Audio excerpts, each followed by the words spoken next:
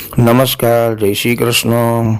सभी भक्तों के हृदय में स्थितवत भगवान श्री हरि के चरणारविंद में हम नमस्कार करते हैं। आज की जो बोध कथा है उसका नाम है संसार चक्र।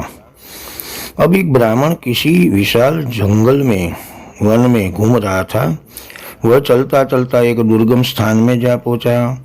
उसे सिंह, व्याघ्र, हाथी और रीछ आदि भयंकर जंतुओं से भरा देखकर उसका हृदय बहुत ही घबरा उठा। उसे रोमांच हो आया और मन ही मन में बहुत ही घबरा रहा था और मन में उसके उथल पुथल होने लगी। उस वन में इधर उधर दौड़ के उसने बहुत ही ढूंढा कि मेरे को कहीं कोई सुरक्षित स्थान मिल जाए तो मेरे को कोई दिक्कत नहीं है, इन प्राणियों से मुझे भय नहीं होगा। इतने में ही उसने देखा कि वह भीषण वन सब ओर जाल से घिरा हुआ है। एक अत्यंत भयानक स्त्री ने उसे अपनी भुजाओं से घेर लिया है तथा पर्वत के समान ऊंचे 5 सिर वाले नाग भी उसे सब ओर से घेरे हुए हैं। अब उस वन के बीच में झाड़ झंझाड़ों से भरा हुआ एक गहरा कुआं था। वह ब्राह्मण इधर उधर भटकता उस कुएं में गिर गया, किंतु लता जाल में फंसकर वह ऊपर को पैर और नीचे को सिर किए बीच में ही लटक गया। इतने में ही कुएं में से एक बड़ा भारी सर्प दिखाई दिया और उसके किनारे एक विशालकाय हाथी दिखाई दिया। उसके शरीर का रंग जो है वह सफेद था और काला भी था तथा उसके 6 मुख और 12 पैर थे। वह धीरे धीरे हाथी जो है वह काले और सफेद रंग का जो हाथी था वह धीरे धीरे कुएं की ओर आ रहा था।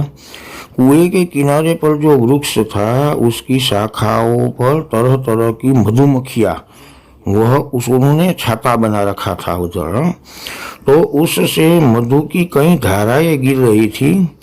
अब मधु तो स्वभाव से ही सब लोगों को प्रिय है, अतः वह कुएं में लटका हुआ पुरुष भी मधु की धाराओं को पीने लगा।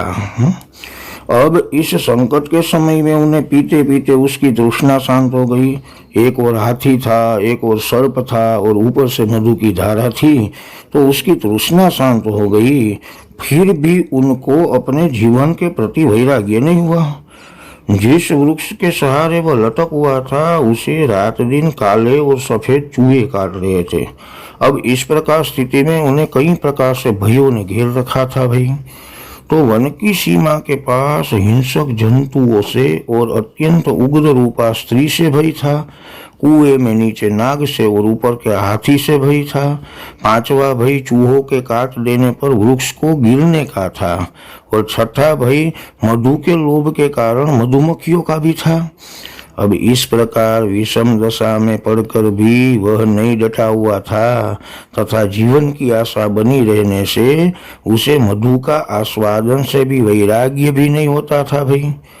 तो मोक्ष तत्व के विद्वानों ने यह एक दृष्टांत दिया है कि भाई इसे धर्म समझकर धर्म का आचरण करने से मनुष्य परलोक में सुख पा सकता है।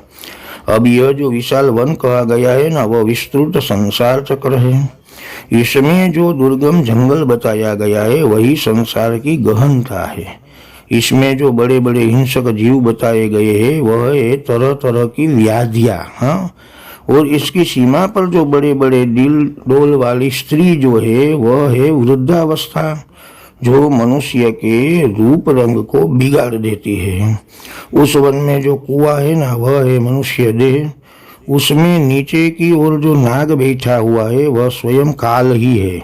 वह समस्त देहधारियों को नष्ट करने वाला और उनके सर्वस्व को हड़प जाने वाला है। कुएं के भीतर जो लता है जिसके तंतुओं में यह मनुष्य लटका हुआ है वह इसके जीवन की आशा है। और ऊपर की ओर जो 6 मुंह वाला हाथी दिखाई देता है वह 6 संवत्सर है, 6 ऋतुओं है और उसके मुख 6 है। 12 पैर जो है वो 12 महीने हैं।